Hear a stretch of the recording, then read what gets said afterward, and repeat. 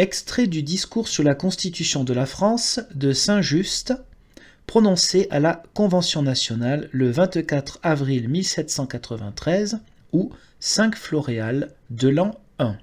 De ce que je viens de dire, il dérive que la médiocrité de la personne qui gouverne est la source des mœurs et de la liberté dans un État. Il faut que ceux qui sont dépositaires de vos lois soient condamnés à la frugalité, afin que l'esprit et les goûts publics naissent de l'amour des lois et de la patrie. Il ne tient qu'à vous de faire en sorte que dans 20 ans, le trône soit rétabli par les fluctuations et les illusions offertes à la volonté générale devenue spéculative. Essai de constitution.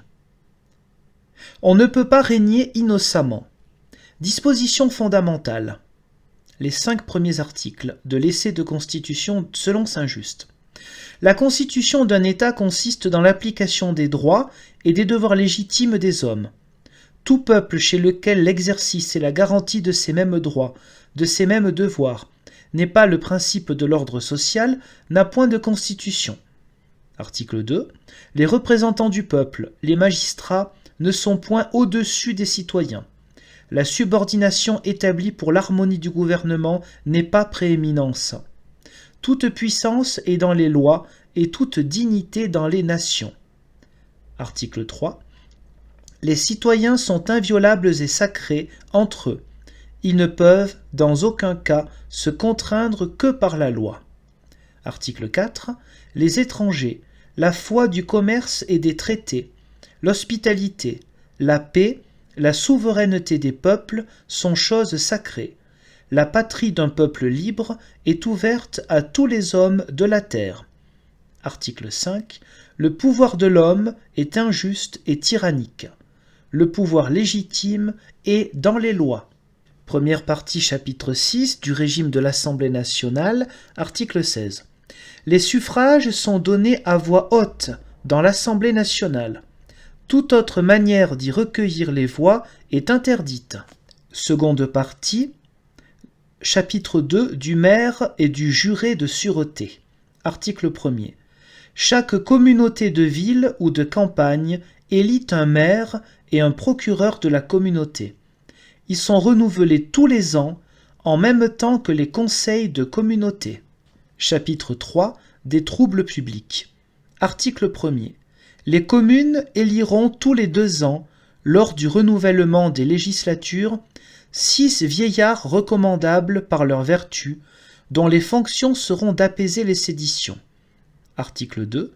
Ces vieillards seront décorés d'une écharpe tricolore, d'un panache blanc.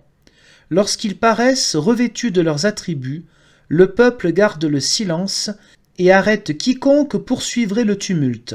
Le peuple prend les vieillards pour arbitres. Article 3. Si le trouble continue, les vieillards annonceront le deuil de la loi. Ceux qui insultent les vieillards sont réputés méchants et sont déchus de la qualité de citoyens. Chapitre 9. Des relations extérieures. Article 1er. Le peuple français se déclare l'ami de tous les peuples.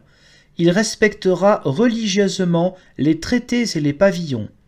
Il offre asile dans ses ports à tous les vaisseaux du monde.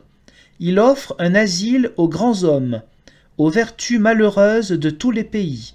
Ces vaisseaux protégeront en mer les vaisseaux étrangers contre les tempêtes.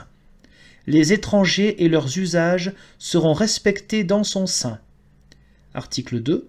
Le français établi en pays étranger, l'étranger établi en France, peuvent hériter et acquérir, mais ils ne peuvent point aliéner. Article 3. Les orphelins de père et mère étrangers, morts en France, sont élevés aux dépens de la République et rendus à leur famille si elle les réclame. Article 4. La République protège ceux qui sont bannis de leur patrie pour la cause sacrée de la liberté. Article 5. Elle refuse asile aux homicides et aux tyrans. Article 6. La République française ne prendra point les armes pour asservir un peuple et l'opprimer. Article 7. Elle ne fait point la paix avec un ennemi qui occupe son territoire. Article 8. Elle ne conclura point de traité qui n'ait pour objet la paix et le bonheur des nations. Article 9. Le peuple français vote la liberté du monde.